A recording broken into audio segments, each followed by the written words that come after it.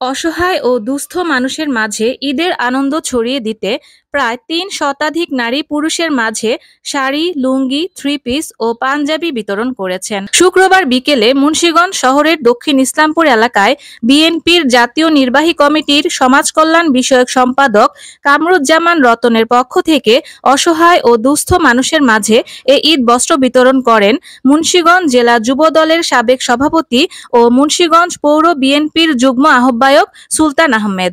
আরও উপস্থিত ছিলেন শহর বিএনপির যুগ্ম আহ্বায়ক মোখলেস রহমান বকুল, ৮ নং ওয়ার্ডের বিএনপির সাংগঠনিক সম্পাদক আবু তাহের, জেলা যুব দলের সাবেক ত্রাণ বিষয়ক উপসম্পাদক মাসুদ রানা, জেলা যুব দলের সাবেক যুগ্ম সম্পাদক মোহাম্মদ জুনায়েদ মিয়া, জেলা যুব দলের আহ্বায়ক সদস্য রাজিবুল ইসলাম রাজু।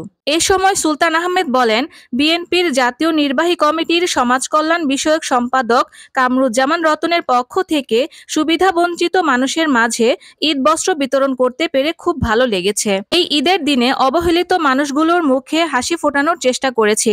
সারা জীবন অবহেলিত মানুষগুলোর পাশে থেকে এভাবেই কাজ করতে চাই।